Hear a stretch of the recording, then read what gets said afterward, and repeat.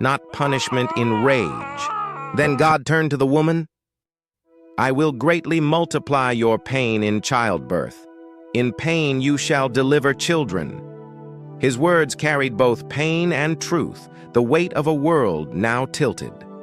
These were not the words of an angry judge, but of a grieving father describing what sin had broken.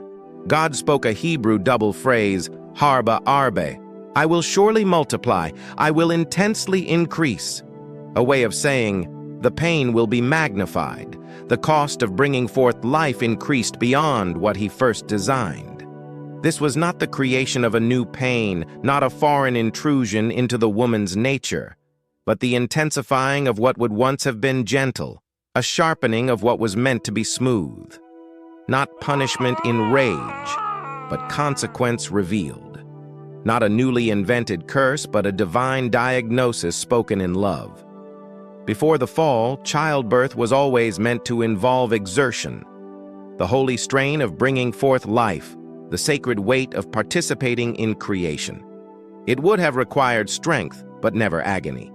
Eve was not designed for torment, but she was designed for effort, for the beautiful work of nurturing life. So when God said, "Harba arbe," he was not introducing pain out of nowhere. He was increasing what was already part of the pre-fall process of bringing life into the world. But why increase it? The answer is not cruelty. The answer is grace hidden inside consequence. If humanity, after sin, lived painless, independent, and self-assured, if bringing forth life demanded no struggle, if walking through a fallen world required no dependence, then no one would cry out to God, no one would sense the world's brokenness, no one would feel the need for salvation, and the long line of redemption would fade into forgetfulness.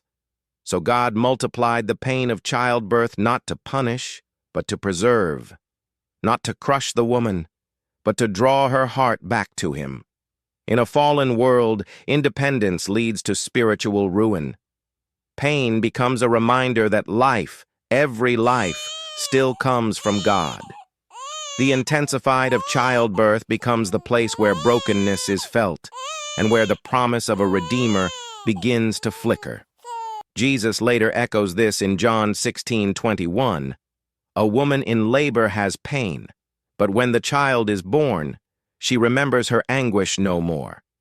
He uses childbirth pain to explain the groaning of the old creation, the birthing of the new creation, and the way pain is transformed into joy.